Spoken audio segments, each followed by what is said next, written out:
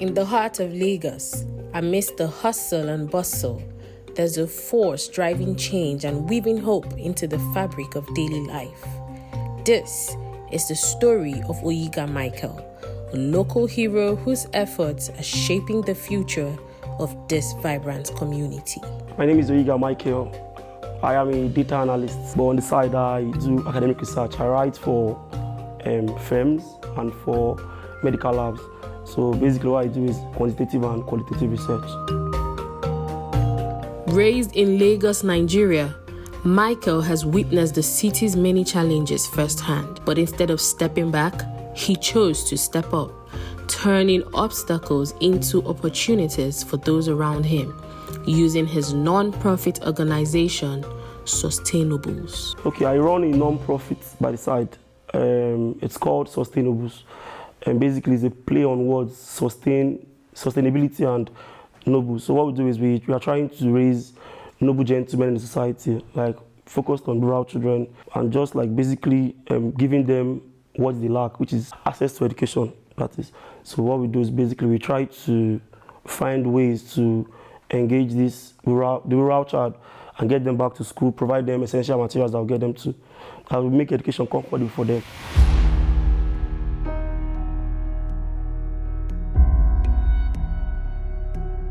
Michael, who has witnessed firsthand the struggles and resilience of the Nigerian youth, tells us about his inspiration to make a change through Sustainables. During NYSC, I was posted to Lagos, but where I was posted in Lagos was like the rural part of Lagos. There's a place called Gomu.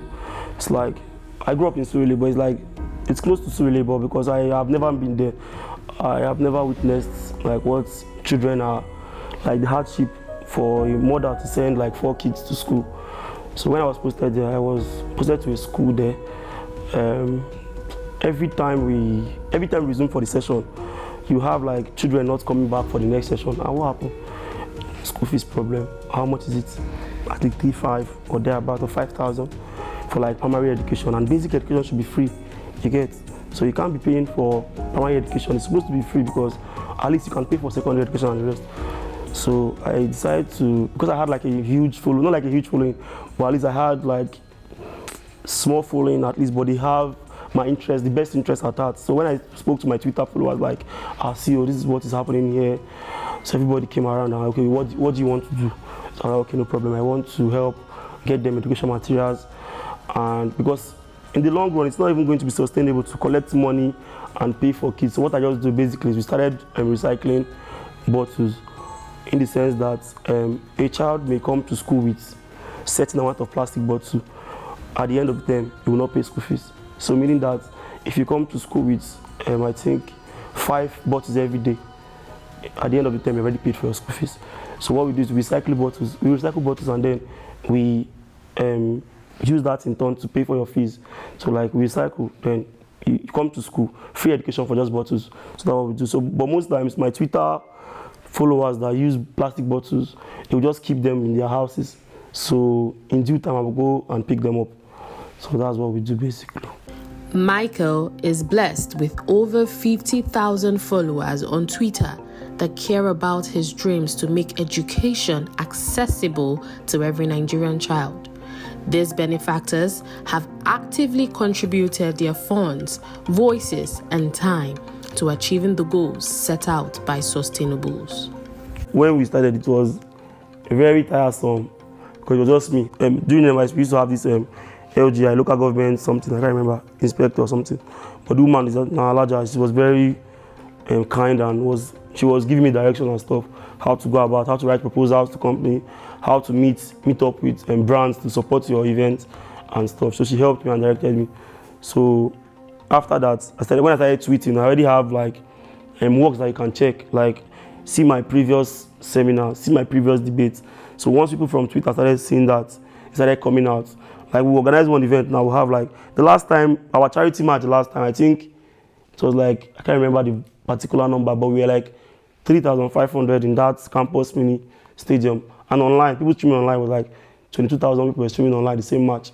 So it was very like, people used to support my events, you get, not like, because they see that I've already done the groundwork and stuff.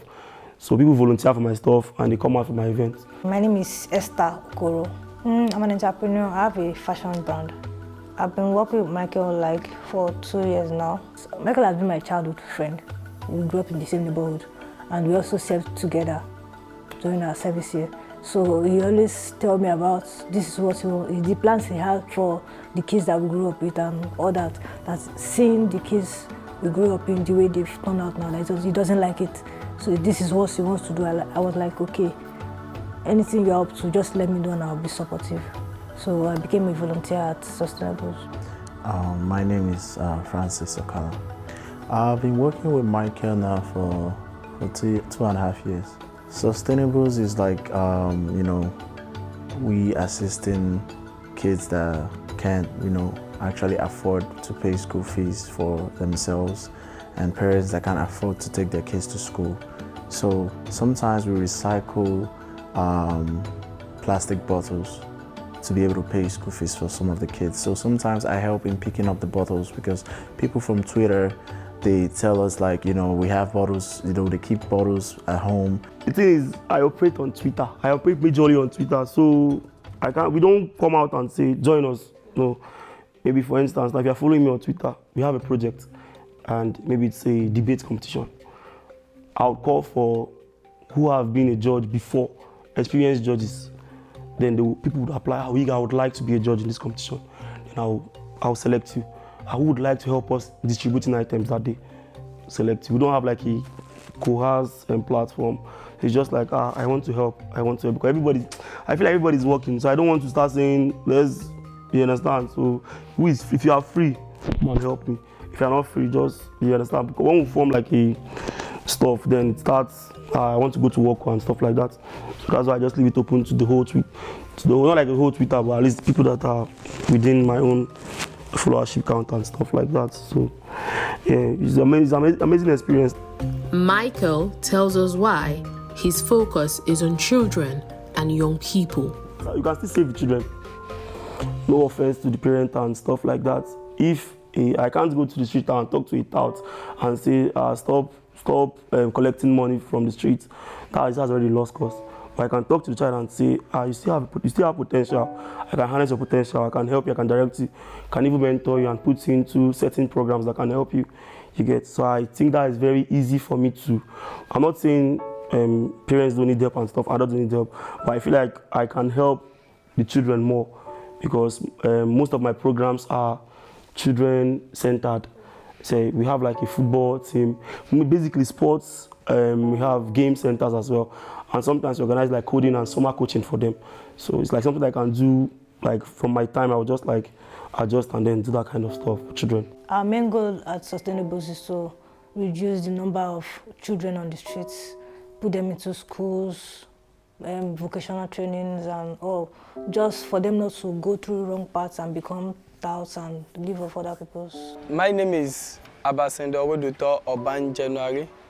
I am the privileged founder of Makoko Children Development Foundation School and Orphanage. So what we do at Makoko Children Development Foundation, we give orphans and less privileged children free education and take care of their needs in Makoko waterfront, Yaba, Lagos. By doing what we use canoe, we pick the children from their houses to the school. We teach them, we feed them, and drop them back every day.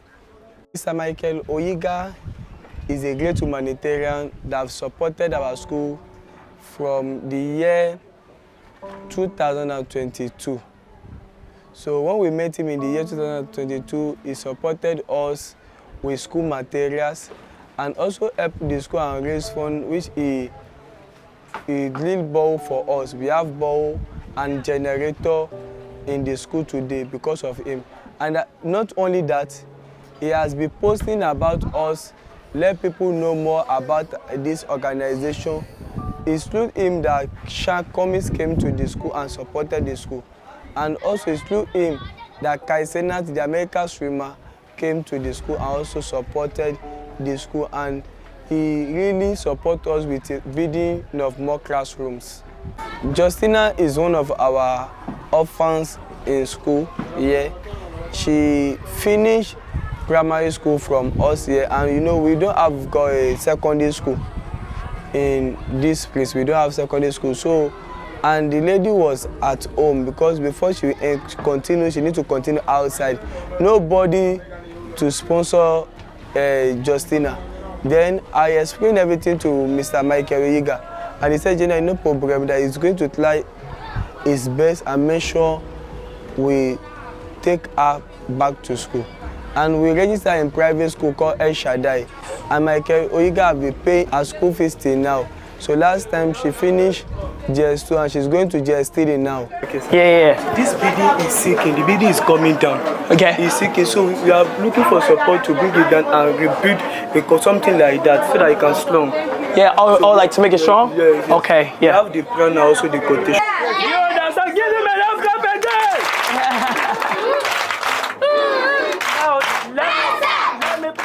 Every hero's journey has its challenges, and Michael tells us about some of the hurdles he has faced so far. Numerous challenges, but the one that I think is the largest should be, there was a time I was trying to build borehole for this community in Makoko. They have like 2,000 residents or like 2,500 without water, access to clean water. So normally what it, because we built a school for them, but then because of water, they have to like travel to like different communities to get water, and they will like, it takes like 3 hours, 4 hours for just drink water. So I came online and I spoke to my people like, how far they need water here, so. And then I think Don Jazzy and Fireboy, that's like my biggest donor, and how much would it cost? I told them the whole breakdown, and they supported the whole project. So when it was time to build the borehole, we got there, and people wanted to build the borehole for, are saying we should pay money to build borehole for them. So everybody was like, it's true, it's stakeholder or something. I mean, I was pissed because I was like, let me go drink the water now. Why I go give you money for water? It was like, no, I have to pay them, bring snacks, bring food goats. I was like, for water that you will drink. I was like, no, we'll build it. So I started building we continued behind them, we started building it. So I think water started coming out. I sent pictures to Twitter, the whole of Twitter. Because everybody was following the whole thing that time. On Jazzy, Fireboy, everybody. The water started coming out, so I was like, thank God, water don't come back. So I went back to my office. Then the following day, they started calling me that water don't stop. So I was like, water stop us out. If you stop, press them back, now you come outside. They're like, no, you don't stop. Say, they don't use juju. Hold the water. So me, I was like, I was very, because nobody want to drink the water. So you get, so I was like, no. So I went down there, and one woman was telling me, let me just give them money, that I should just pay them. So I bought the goat, I bought the schnapps, and I gave them money, I think like 30,000. And then, let's say the Friday of that week, water started coming out. So that was very painful, because when I came back there, I started seeing the same people that was asking for money, they were fetching the same water. So I was very angry that time. So that's basically, most times these stakeholder arrangements, they always piss me off. And also getting the children as well involved in certain programs, because sometimes there are some child that you cannot save. You don't deal late already, so there's some children that you cannot start, no matter, you know if you save them. Like, I can just speak to them and just try and adjust, but you can't save them. It's already done. That's like a lost cause. So, and it's always painful to encounter that kind of child, because this child we sent to school, we sent to secondary school, and then every time we tell this boy, no fight, because he likes all this street fighting and stuff. The particular day he went to this particular fight, he died there. So when I heard, I was very, like, the thing just like down me, you get. So basically that's just the only problem we have. The only major challenge I've encountered, just like focused on the child and stakeholder arrangements. So it's only stakeholder arrangements that piss me off. But yeah, that's the major challenge, I'd say. I would say the most challenging experience I have with working with children is raising funds. It's not easy to source for funds and to make people understand that we are really trying to help these kids go off the streets. It hasn't been easy, because some parents be like, they want to like refuse at first, be like, why are you paying school fees for the kids? You have a motive behind it, or like, why are you doing these things? Is there something attached to it? And then we try to explain to them and try to make them understand that, we know that you can afford these things right now, but like we can as well help you out, So some of them, at least, you know, they try to like really accept it and just, you know, talk to other parents as well to like bring their kids and make them understand that, yeah, we want to help. Beyond the challenges, Michael has continued to work hard to impact the lives of these children, and he tells us about some of his memorable moments on this journey. The best part should be every time I call for support. Like every time I come online and say I need so amount of money because we want to do so amount of this, the way my followers, shout out to my followers if you are following me, shout out to all of you. The way they come out in mass and start doing, like they rally around and stuff. So when we do our seminar programs, they will come to the event center before me. They'll come there. And most time we organize charity matches too, charity football match where we'll have like influence. That should be another memorable moment because I called for organizing a football match where we would use the tickets sold to pay for JAMB forms and NECO forms. So when we called for that, everybody came out. All the major influencers in Nigeria. I think Shank was there, Lawrence was there, Frank Edo was there, everybody was there, Czech was there, Joeboy was there, like to play the football match. So there was a time we couldn't get like jerseys for some of them, so we had to like adjust and stuff. So that was like an amazing time because we sold tickets from that and used the tickets to settle the kids that we needed to settle. So that's also another memorable moment, I think. And also where my followers would start rallying for bottles. That's like one time when I start calling we are trying to pay for so amount of kids who have plastic bottles in their houses. You would see them coming outside. Oh, you gotta get plastic bottles. My country for your house. Where's the store? I'm going to your store. So most times when we meet, we just start like the connection between all of us. Like we don't know ourselves from anywhere. Like everybody different houses and stuff. But because of the cause, like we unite for the cause. So every time we do that, I always enjoy that.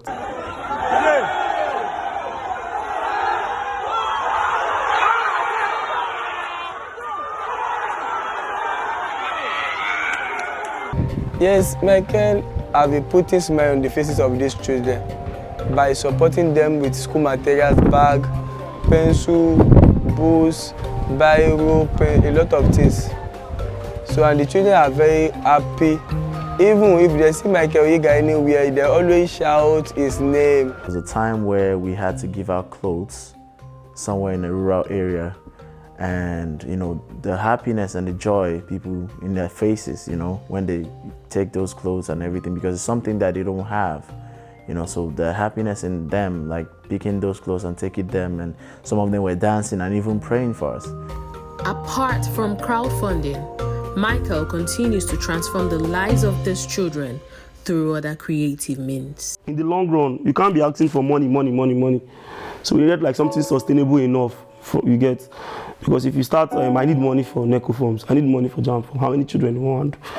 So, but if you do, I think because people don't know, I think if you recycle bag of rice sack and bottles to that bag of rice sack, I think it's like maybe 800 naira, I think, or thereabout, bottles to that amount. You get, so if you imagine like you have like 10 bags of that.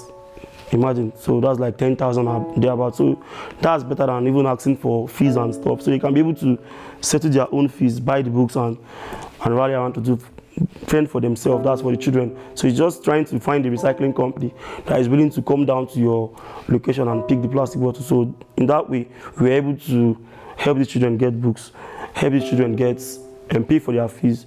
You get, and now they are trying to some of them are trying to go to the next level, which is university level and stuff. So yeah, every time we recycle plastic bottles, that's like one project. Our football club is not like a major football club, but we do it to get them away, because most times, you know, where you hang out, the more the environment can influence you.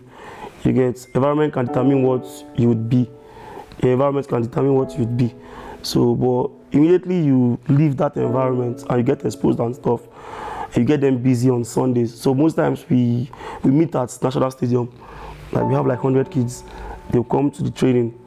Then instead of them to waste their Sundays away, after church they'll just come to the stadium from that 12 o'clock to like 7 o'clock, would be together with them, and then we would play football. 7 o'clock, they go back home. They don't have time to like wallow around in the streets because Monday morning is already school. Michael continues to expand his educational outreach, setting up more learning centers across Lagos and Nigeria. For Michael, the future is about sustainability, making each project self-sustaining and replicable in other communities. Most times when we have programs, like maybe sports programs, I go to the area, and then when I see these children, I speak to their parent and say, like in the sense that, okay, what does the child need? How are they doing in school? Do you need support in any way?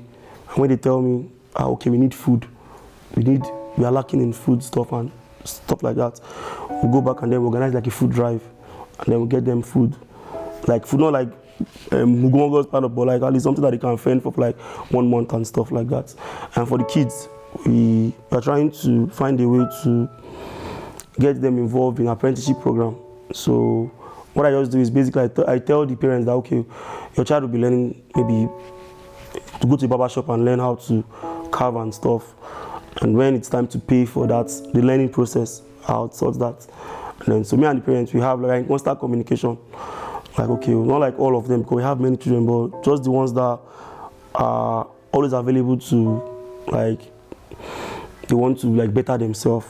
So we make ourselves available for them, to them. So I think children in Orile Gomu, the children in Ajegunle, because we work with Morit International. There's a school in Ajegunle. There's a school in Makoko that we work with, a school in Lokoja as well, and a school in Enugu. So what I just do basically is if I have a friend somewhere that you have a problem, like how you go, like the same way I saw the same school. If you tell me how you guys see this school, they need books, they need this, they need that, they need boards. So we just organize a program, generate funds for that, send to you. Sometimes I will go down myself and then we'll do it. Even I think the last time was in Enugu, in what's it called? Lumona in Enugu. So I went there with some of my friends from here. We took bus and we went down there and we bought boards for them and books and I think chairs as well, constructed chairs. But we were not there when the chairs were finished because we could not wait. But we were there when they started constructing the chairs and we paid for it as well. The reaction we get from the kids are, some of them feel that we're trying to force them to do what they don't want to do. They are too small to understand we're trying to push them to the right path and all. And some of them, they find it exciting because they actually want to go to school, but because of their parents' capability not to be able to help. So helping these kids, at times, it makes them feel excited. Michael has not only worked with his team at Sustainables to impact the city of Lagos, but he has also inspired more people with influence and access to impact the lives of these children too. The process of me building this new school in Nigeria has officially been stamped today, as in terms of like it's a go-go, okay? So this new school in Makoko for the kids that live in Makoko in Nigeria, I started working on the school. This hero story is one of passion, perseverance, and community.